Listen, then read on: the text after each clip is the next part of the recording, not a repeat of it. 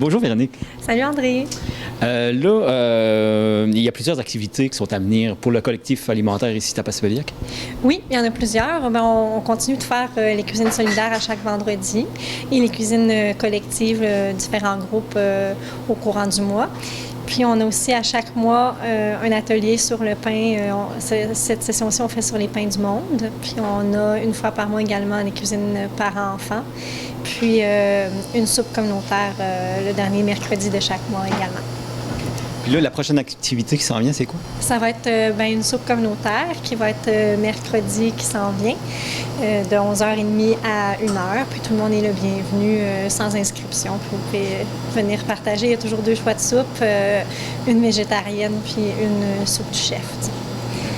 L'activité suivante, ça va être une cuisine par enfant. Ça va être un samedi de 2h à 4h, samedi le 1er février.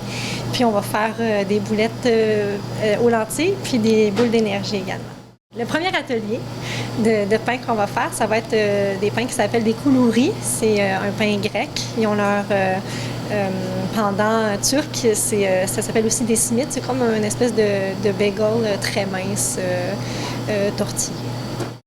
L'atelier de pain koulouri, ça va se tenir un mercredi le 19 février de 10h à midi. Pouvez-vous nous parler un petit peu, c'est quoi au juste les cuisines collectives? Les cuisines collectives, c'est des groupes de personnes qui se rassemblent une fois par mois. Elles vont décider ce qu'elles vont cuisiner. Donc, autour de 3 ou 4 recettes qu'elles vont faire ici. Elles font elles-mêmes leurs achats, mais nous, on fournit une base de cuisine, donc de la farine, du sucre, des épices, puis des trucs secs comme ça. Et quand c'est possible aussi, on peut fournir quelques autres aliments qu'on récupère en épicerie ou chez les agriculteurs, comme de la viande ou des légumes frais.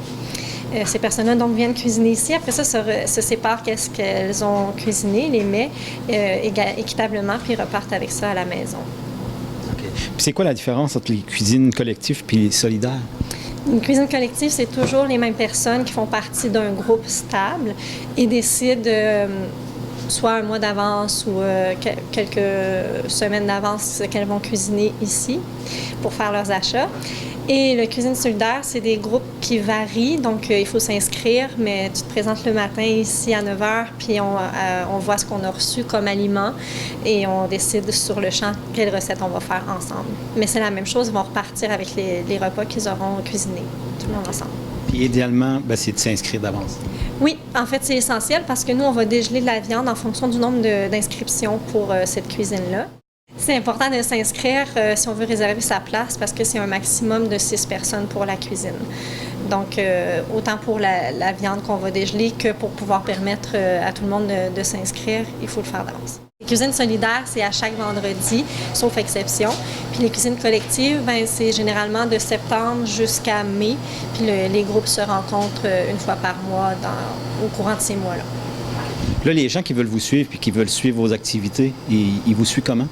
Ils peuvent s'inscrire sur notre page Facebook ou aussi nous donner leur courriel, puis nous, on envoie des infolettres aux 2 ou 3 semaines pour garder au courant des activités qui ont lieu ici. Il y a une autre activité qui s'en vient au mois de février pour vous. Oui, le lundi 17 février, on va avoir la visite de Louise Fugère qui va faire des tournées avec 3 petits groupes en épicerie pour aller faire la comparaison des étiquettes. Comment bien lire les étiquettes puis savoir pouvoir juger de quel produit est le meilleur pour nous. Ça, faut s'inscrire d'avance aussi? Il faut s'inscrire d'avance parce que c'est un maximum de 7 personnes par groupe. Donc, en tout, il y a 3 groupes, maximum de 21 personnes. Okay. Y a-t-il des coûts d'entrée?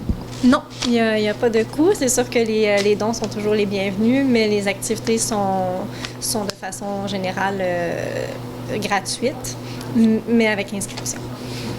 Avez-vous des besoins de bénévoles prochainement? Bien, on a souvent besoin de bénévoles, surtout dans des gros événements. Puis le prochain gros événement qu'on a, ça va être la Journée nationale des cuisines collectives en mars, le 26 mars.